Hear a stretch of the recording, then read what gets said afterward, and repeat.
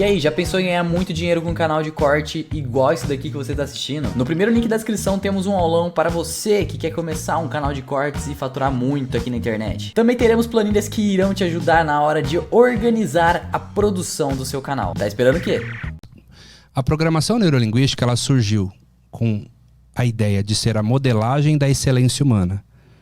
Ou seja, quais os comportamentos das pessoas excelentes? Como especificamente elas fazem o que elas fazem? Começou especificamente na Califórnia, nos anos 70, na Universidade de Santa Cruz, quando um neurolinguista, o John Grinder, e um matemático, estudante de computação, o Richard Bandler, estavam curiosos para entender como funcionava a mente dos 3 maiores terapeutas dos Estados Unidos daquela época. Que na época era a Virginia Satir, da terapia familiar. Inclusive eu digo que ela é uma das precursoras da constelação familiar. Ela era uma psicóloga. O Fritz Perls, da Gestalt terapia, e o Dr. Milton Erickson, psiquiatra e hipnoterapeuta. Então eles começaram a fazer um trabalho de modelagem dessas pessoas. Por exemplo, a modelagem do Milton Erickson durou cerca de 9 meses. O Milton Erickson era um exímio terapeuta, mas ele não sabia explicar o que ele fazia. Então os modeladores da PNL foram lá. Vamos ver o que ele faz. Olha como que ele olha a frase que ele usa, olha o jeito que ele pensa, olha o jeito que ele conduz a terapia. E eles desenvolveram essa metodologia que colocaram no primeiro livro da PNL chamado A Estrutura da Magia, que é a estrutura daquilo que funciona dessas 3 pessoas. E eles se tornaram terapeutas incríveis, rapidamente, em pouco tempo eles se tornaram bons terapeutas. Davam seminários e conseguiam tratar pessoas com fobias em 15 minutos, 20 minutos. Os psicólogos da época ficavam horrorizados, né? Porque não acreditavam que aquilo podia ser possível, né?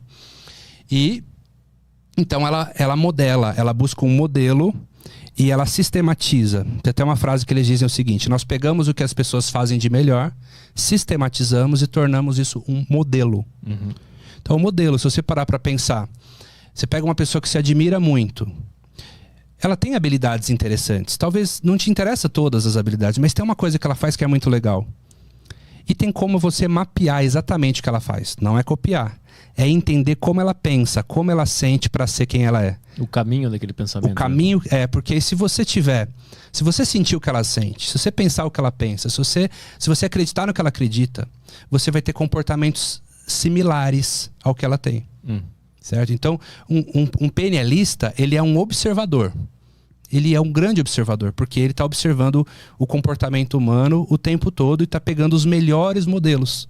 A gente chama isso de acuidade sensorial, que é você calibrar a sua percepção para ver o que ninguém está vendo. Sabe?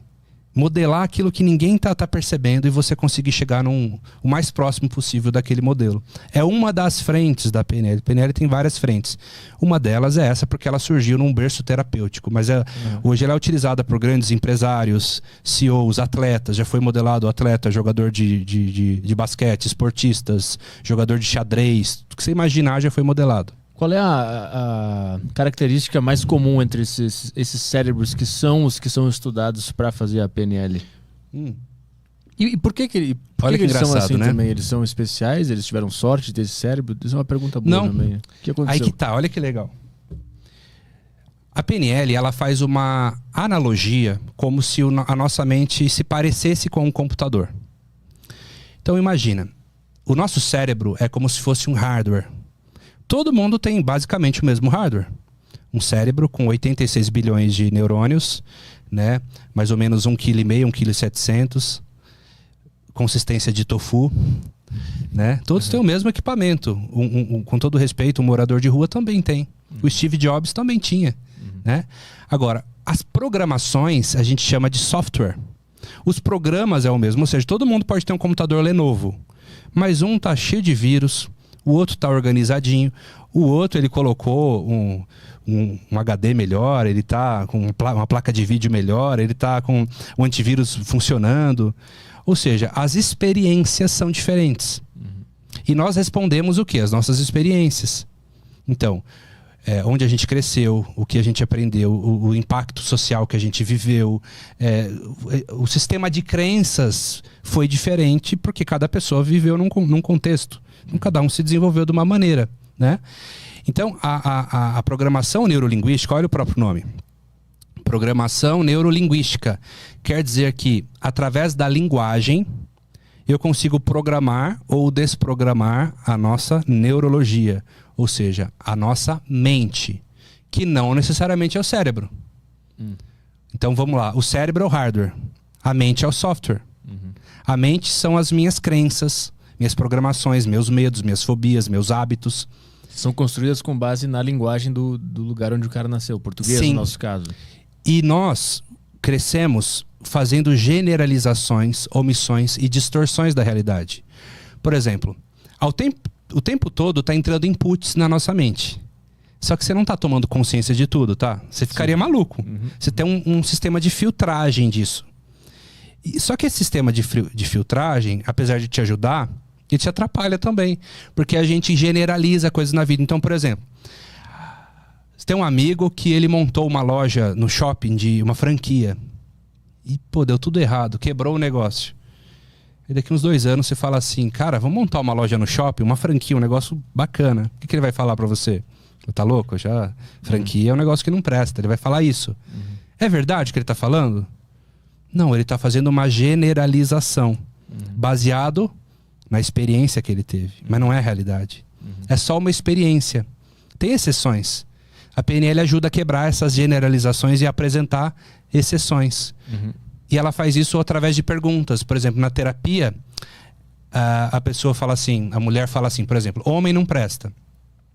O terapeuta PNLista diz, como você sabe disso? Quais homens especificamente não prestam? Você conhece algum homem que presta? Ou seja, ele vai fazer perguntas que a pessoa, peraí, realmente não é bem assim, né? Eu tenho depressão. Em quais dias da semana? O que você sente no seu corpo? Há um tempo no seu dia que você não tem depressão? Ela quer quebrar essas crenças, essas generalizações, muitas vezes perguntando, fazendo a pessoa buscar na estrutura profunda dela para falar, peraí, poxa, realmente, não faz sentido.